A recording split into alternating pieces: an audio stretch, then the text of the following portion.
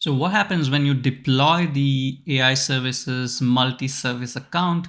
You will get three things after the deployment. You'll get an endpoint, which will be used throughout the course for making API calls or using it in the SDK, etc. So that'll be very vital for our demos and building use cases. And then we'll get two keys. We'll get key one and key two. Now, why do you get two keys instead of one? And that's because you can actually rotate the keys. So the best practice is to store these keys in a Azure vault and then use that vault or the variables in the vault inside your applications.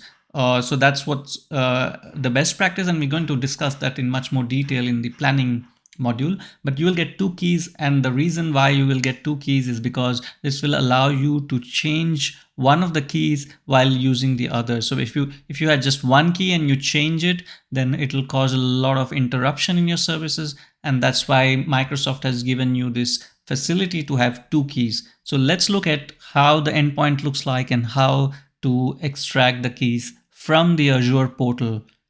Video, you would have seen that I provisioned a multi-service account, and you can see that the deployment is now complete, and therefore we will now go to the resource. So it has been deployed in this subscription in this resource group. So let's go to the resource and see what we've got. And we are mostly interested in the key and the endpoint. So you will see the service has been deployed, and it is this type. So all Azure AI services, the API type. If you had it individually, if you had deployed an individual service like a language service, you will see something different here. And you see the location and the subscription ID and so on. That's not so interesting to us. What is interesting to us is the stuff here on the left hand side, which is the keys and the endpoints.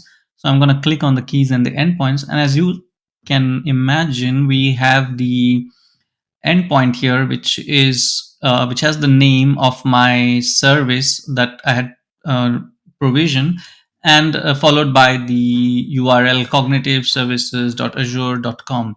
It's located in this region. Now the region is important because if you are in EU and if you follow the EU rules, you should be deploying the service in the EU. But this one is being deployed in the East US region of Azure.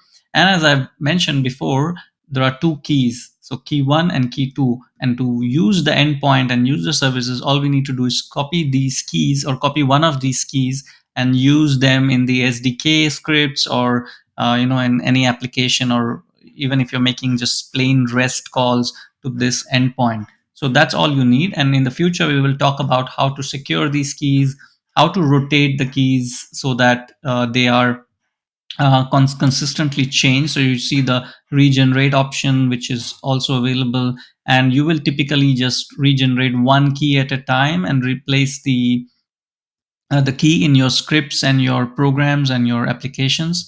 And that's something we will discuss in the plan and manage part of the course.